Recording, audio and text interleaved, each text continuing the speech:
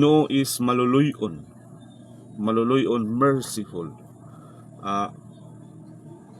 Talanta, no, nakasinati sa pagkamaluluyon sa Ginoo, no, pagka dali niya no nga maluoy no sa tao.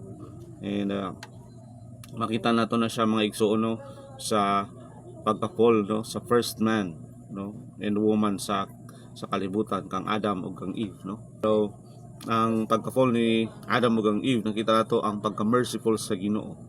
Kung wala